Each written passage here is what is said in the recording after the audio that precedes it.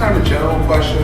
You talked a lot about teacher leadership within the building and within the community of educators and whatnot.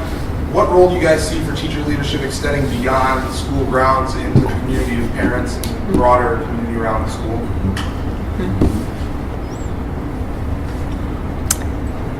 I don't think I'm answering your question, but what initially came to my head when you said that, I guess broader, was I was thinking that there's also really unique ways to connect with teachers across the country. And for example, I'm part of an AP Psychology Facebook group, and that actually has been super, super helpful to me personally, because there aren't a ton of psychology, like there's no other psychology teachers at my school. And it's also, anyway, so that's just, there are other examples like that, but I don't think that was exactly what you were referring to.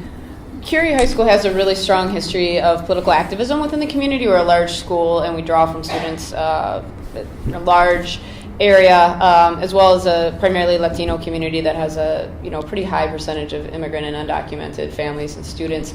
So, for example, I have a small group of social studies teachers that work really closely with Brighton Park Neighborhood Council, and I love that partnership. And ultimately, it helps the whole school in our school mission.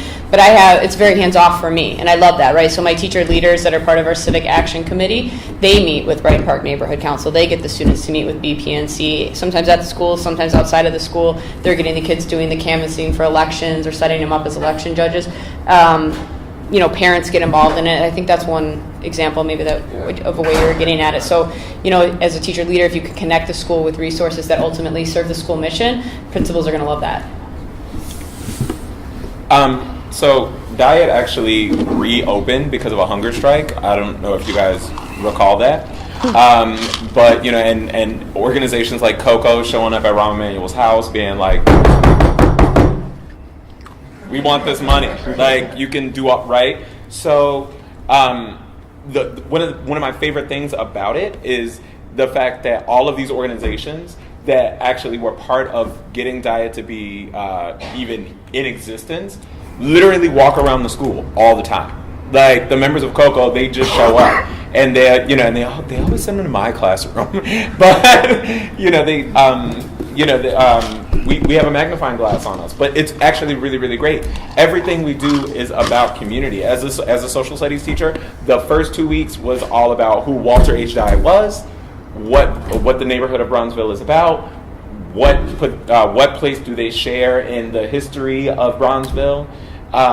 So, a lot of my drive and the school's drive has been, a school really can't be successful without the community engagement. Like, it just, not where we are. So, the more you can get the parents involved, and they're so proud. They're so proud. Like, we're a performing arts school, so every time we have like a gallery, like we open it up to the community, and they come in and they're like, "Oh, that's my baby!" Like, the whole thing, they love it, and it really helps push the leadership agenda, if there is one. I'm thinking, when I first started teaching, believe it or not, my first leadership activity was I was the sponsor of the Filipino Club. And the school had a population of maybe 42, 45 Filipino students. And they came and they couldn't find a sponsor.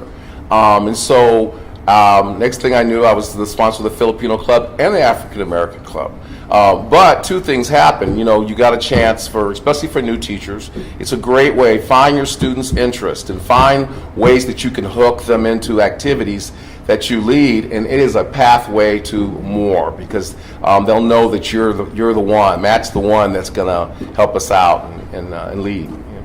So following that, my students are really into STEM related activities, and I really enjoy community outreach, so I kind of combine the two. So how I said volunteer for everything, eventually you get to make up your own club as well. And now we have STEM related activities through community outreach that my students get put together. And this year they're really excited because we're hopefully going to travel out of Chicago as well to go somewhere else to do something or have some kind of impact as well.